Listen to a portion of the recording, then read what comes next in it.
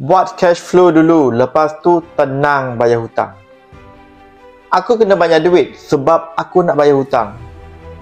Adakah korang macam tu? Jangan korang bayar hutang sekali langsam sekarang.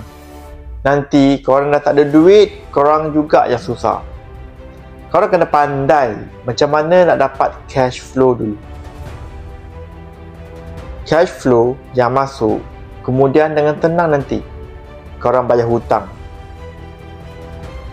Kalau korang ada cita-cita nak bayar hutang yang banyak tu, semuanya boleh. Jangan susah hati, jangan terburu-buru. Korang kena ada cash flow yang buat dengan satu perniagaan. Hari-hari korang boleh dapat untung. Setiap bulan dalam akaun masuk. Dan tahunan pula korang akan dapat dividen. Bila korang ada cash flow yang macam ni, hari-hari kau boleh guna untuk survive hari-hari korang.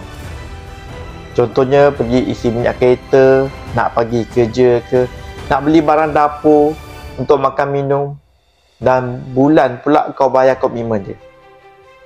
Contoh hutang tu sikit-sikit kau bayar mana yang perlu.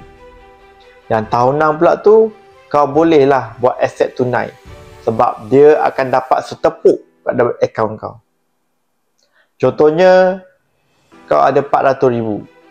Tentulah kau boleh beli rumah, kereta atau beli rumah cash. Nak beli kebun pun boleh.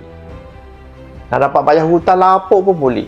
Yang beratus-ratus ribu dengan loan kerajaan atau loan peribadi. Jadi, jangan terburu-buru bayar hutang. Kalau betul-betul nak bayar hutang, mesti ada cash flow dulu. Mesti buat bisnes. Bisnes ni adalah peluang. Yang Dennis buka ni adalah peluang untuk korang keluar sana yang senang terfikir-fikir macam mana aku nak bayar hutang. Jadi, cepat komen saya nak bayar hutang kat ruang komen atau pergi profile Dennis, klik link like join Dennis atau get offer, masukkan maklumat anda. Dennis akan hubungi anda dan bantu anda sampai berjaya. Like join Dennis.